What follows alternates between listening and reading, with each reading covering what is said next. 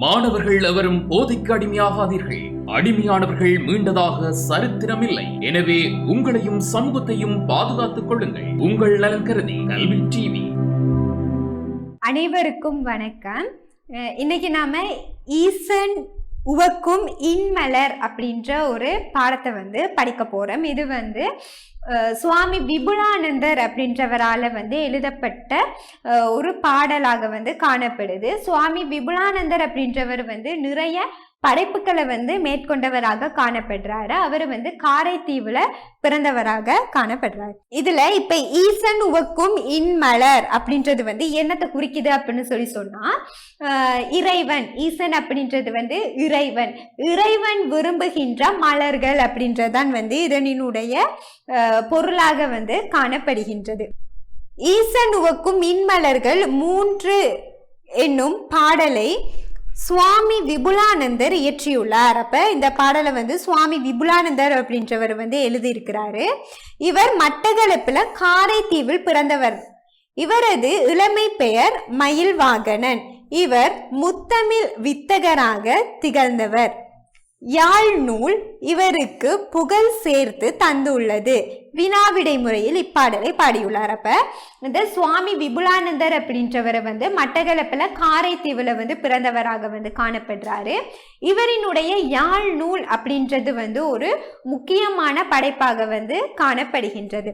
அதே நேரம் இவரினுடைய இளமை பெயர் மயில்வாகனன் அப்படின்னு குறிப்பிடுறாங்க. அடுத்து இவர் முத்தமிழினுடைய வித்தகராக காணப்படுறாரு. முத்தமிழ் அப்படின்னு சொன்னா இயல், இசை, நாடகம், அது 3லையுமே தேர்ச்சி பெற்றவராக காணப்படுறாரு. இவர் படித்த இந்த பாடல் ஒரு வினாவிடை முறையில காணப்படுது. அதாவது அவரே வினாக்களையும் கேட்ட அவரே விடையும் சொல்ற வகையில தான் இங்க பாடல் அமைந்திருக்குது. முதல்ல இந்த பாடலை ஒருக்கா, வெள்ளை நிற மல்லிகையோ வேறெந்த மாமலரோ, வள்ளல் அடியினைக்கு வாய்த்த மலர் எதுவோ, வெள்ளை நிற பூவும் அல்ல வேறெந்த மலரும் அல்ல, உள்ள கமலம் அடி உத்தமனார் வேண்டுவது, காப்பவிழ்ந்த தாமரையோ கழுநீர் மலர் தொடையோ, மாப்பிளையாய் வந்தவருக்கு வாய்த்த மலர் எதுவோ, காப்பவிழ்ந்த மலரும் அல்ல கழுநீர் தொடையும் அல்ல, கூப்பிய கை காந்தலடி கோமகனார் வேண்டுவது, பாட்டலி சேர் பொற்கொன்றையோ பாரில் இல்லா கற்பகமோ, வாட்ட முறாதவருக்கு வாய்த்த மலர் எதுவோ, பாட்டலி சேர் கொன்றை அல்ல பாரில் இல்லா பூவும் அல்ல, நாட்டவிழி நெய்தல் அடி நாயகனார் வேண்டுவது. அப்ப இதுல முதலாவது இந்த கேள்வியை கேட்கிறாரு. அடுத்து இது 2வது கேள்வி, இது 3வது கேள்வி.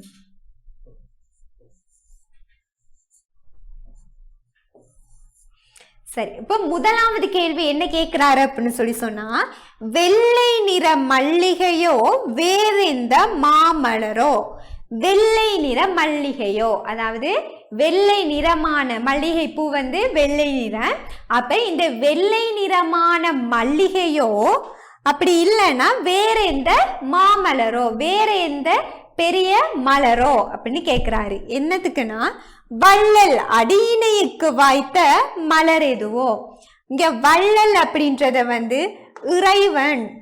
இறைவனுக்கு தான் வள்ளல் அப்படின்னு குறிப்பிட்டிருக்காங்க. அப்ப அந்த இறைவனினுடைய அடியினைக்கு, அதாவது பாதத்துக்கு, இறைவனினுடைய பாதத்துக்கு வைக்கின்ற அந்த மலர் எது அப்படின்னு கேட்கிறாரு. அப்ப அந்த இறைவனுடைய பாதத்துக்கு வைத்து வழிபடுகின்ற மலர் ஒண்ணு வெள்ளை நிறமான மல்லிகையா, அப்படி இல்லைன்னா வேற எந்த மலருமா. இப்ப அநேகமாக கடவுள் அப்படின்னும் போது வெள்ளை நிற பூக்கள் தான் வைக்கணும் அப்படின்றது எல்லோரினுடைய ஒரு பெரும் கருத்தாக காணப்படுது.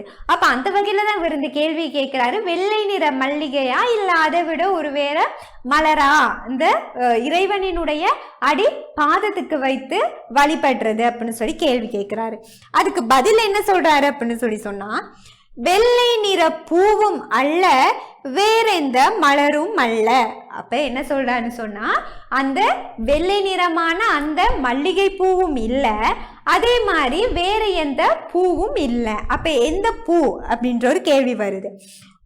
உள்ள கமலமடி உத்தமனார் வேண்டுவது. அதாவது இங்க உள்ள கமலம் அப்படின்றது உருவக அணி. உள்ள கமலம், உள்ளமாகிய கமலம் அப்படின்றது ஒன்று ஒப்பிட்டு காட்டுறதுதான் உருவக அணியாக காணப்படுது. அப்போ உள்ளமாகிய கமலம், அப்ப இது ஒரு உருவக அணி.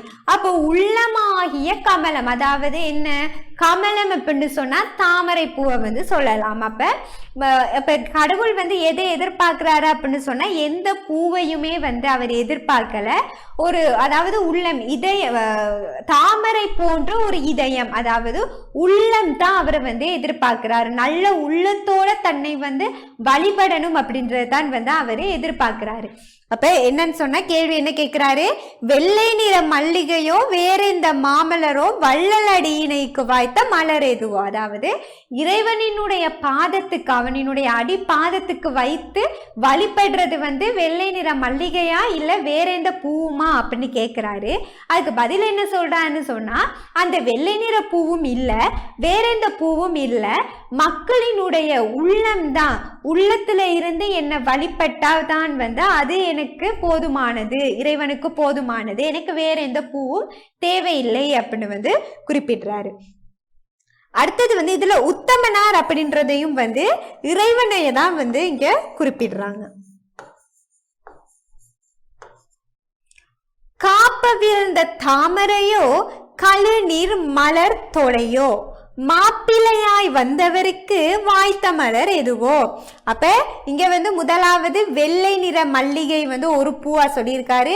அடுத்து வேற எந்த மாமலர் ரெண்டாவது சொல்லியிருக்கிறாரு. அடுத்து காப்பவிழ்ந்த தாமரையோ, அதாவது அந்த மொட்டாக காணப்படுகின்ற அந்த தாமரை, அததான் இந்த காப்பவிழ்ந்த தாமரை அப்படின்னு சொல்றாரு. அடுத்து கழுநீர் மலர் தொடையோ, செங்கழு நீர் பூவை தான் இந்த கழுநீர் அப்படின்னு சொல்லியிருக்காங்க. அந்த செங்கழு நீர் அந்த பூவினுடைய தொடை அப்படின்னு சொன்னா அந்த தொகுப்பு, அதனுடைய கொப்பு அப்படின்னு சொல்லலாம். அப்ப இதுல அந்த தாமரை மொட்டு போன்றதோ, அப்படி இல்லைன்னா அந்த செங்கழு நீர் அந்த பூவினுடைய கொப்பு போன்றதோ, இதையா இந்த இறைவனுக்கு ஏற்ற மலர் அப்படின்னு சொல்லி கேள்வி கேட்கிறாங்க.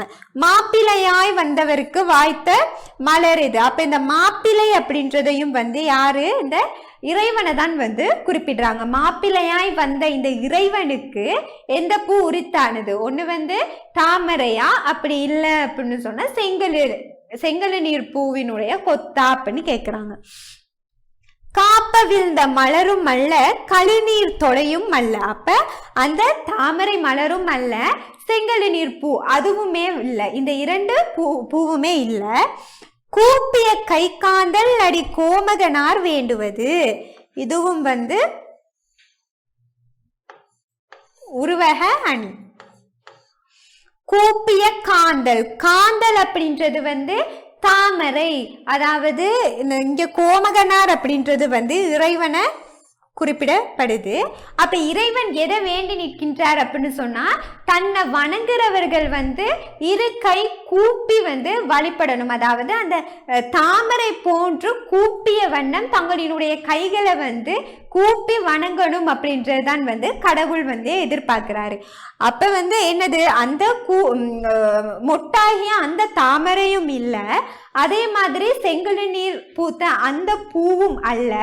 எப்படி வேணும்னு சொன்னா தன்னுடைய இறையடியார்கள் இந்த தாமரை எப்படி மூடி இருக்குமோ அது போன்ற தன்னுடைய கை கூப்பிய வகையில தன்னை வழிபடணும் அப்படின்றதான் கடவுள் எதிர்பார்க்கிறதாக இருக்குது. அடுத்து பாட்டலி சீர் பொற்கொன்றையோ பாரில் இல்லா கற்பகமோ, இது மூன்றாவது கொன்றை பூ. நாலாவது பூ, ஐந்தாவது பூ. முதலாவது வெள்ளை நிற மல்லிகை, வேறெந்த மாமலர், காப்பவிழ்ந்த தாமரை, அடுத்து கழுநீர் மலர் தொடை. அடுத்து கொன்றை, அந்த கொன்றை பூவா அப்படி இல்லைன்னு சொன்னா பாரில் உலகத்தில் இல்லாத கற்பகமா, கற்பகத்தரு, அதாவது தான் என்ன வேண்டுமோ எல்லாத்தையும் தருகின்றது தான் வந்து கற்பகத்தரு அப்படின்னு சொல்லுவாங்க. அப்ப வந்து என்னது, இந்த பொற்கொன்றையா, அந்த கொன்றை பூ தான் அவருக்கு வேணுமா? அப்படி இல்லைன்னு சொன்னா இந்த உலகத்துல இல்லாத கற்பகத்தரு அந்த காணப்படுகின்ற அந்த பூவா அப்படின்னு சொல்லி கேக்குறாங்க. வாட்டமுறாதவருக்கு வாய்த்த மலர் எதுவோ, அப்ப இந்த வாட்டமுறாதவர் அப்படின்றதையும் வந்து இறைவனை தான் வந்து குறிப்பிடுறாங்க. அப்ப இந்த இறைவனுக்கு வாய்த்த மலர் எது, அதாவது பொற்கொன்றையா அப்படி இல்லைன்னா கற்பகமா அப்படின்னு சொல்லி கேட்கிறாங்க. பாட்டலி சேர் கொன்றை அல்ல பாரில் இல்லா பூவும் அல்ல. அப்ப இவர் என்ன சொல்றாரு, அந்த கொன்றை பூவும் இல்ல, உலகத்துல இல்லாத அந்த கற்பக பூவும் அதுவும் இல்ல. நாட்ட விழி நெய்தல் அடி நாயகனான் வேண்டுவது, அதாவது விழி நெய்தல்,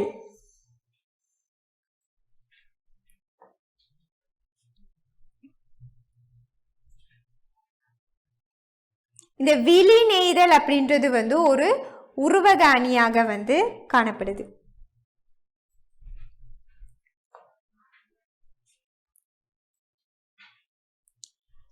அதாவது தன் கண் விழித்து அவரை வழிபடுறதுதான் வந்து நாட்ட விழி நெய்தல்.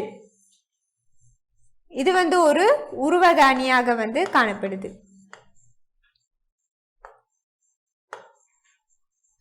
அப்ப அவரை வந்து என்னது, அவரை வழிபடுறது ஒண்ணுதான் வந்து அவரு கேட்கிறாரு. அப்ப கொன்றையும் அவருக்கு தேவையில்ல, பார்ல உலகத்துல இல்லாத அந்த கற்பக பூவும் தேவையில்ல, தன்னை விழித்து வந்து வழிபடுகின்ற அடியான்கள் இருந்தால் வந்து போதும் அப்படின்றதுதான் வந்து இந்த இறைவன் வந்து எதிர்பார்க்கிறாரு அப்படின்றத இந்த சுவாமி விபுலானந்தர் அப்படின்றவர் வந்து ஒரு வினாவிடை பாடலாக வந்து குறிப்பிட்டிருக்கிறாரு. அரும்பதங்கள். வள்ளல் கேட்டவருக்கு இல்லை என்று கூறாமல் கேட்ட பொருள் தருபவர். கமலம் தாமரை. உத்தமனார் சிறந்த குணங்கள் உடையவர். காப்பு பாதுகாவலர் தெய்வ வணக்கம். வளையல் மாமலர், அதாவது இந்த கொன்றை மரத்துல காணப்படுற அந்த பூ. கழுநீர் செங்குவளை பூ. காந்தல் கார்த்திகை பூ. கற்பகம் தேவலோகத்துல 5 மரங்களில் ஒன்று, வேண்டியதெல்லாம், அதாவது கற்பகத்தரு மரம் எது வேணாலும் தரக்கூடிய மரம். அடுத்து வந்து இதுல பயிற்சி அப்படின்னு பார்க்கும்போது ஈசனுவக்கும் இன்மலர் எனும் தொடர் குறிப்பிடும் பொருளை விளக்கு. அதை வந்து நான் முதலே சொன்னேன். அதாவது ஈசன் கடவுளுக்கு வந்து ஏற்ற அந்த பூ எது, அவர் விரும்புகின்ற ஏற்றுக்கொள்கின்ற பூ எது அப்படின்றதான் வந்து தலைப்பாக காணப்படுது. இப்பாடப்பரப்பிலே குறிப்பிடப்படும் இறைவனை குறிக்கும் சொற்கள். அப்ப இறைவனை வந்து நிறைய இடத்துல வந்து சொல்றாங்க. என்னன்னு சொல்றாங்க, வள்ளல் வள்ளல் அப்படின்னு சொல்றாங்க.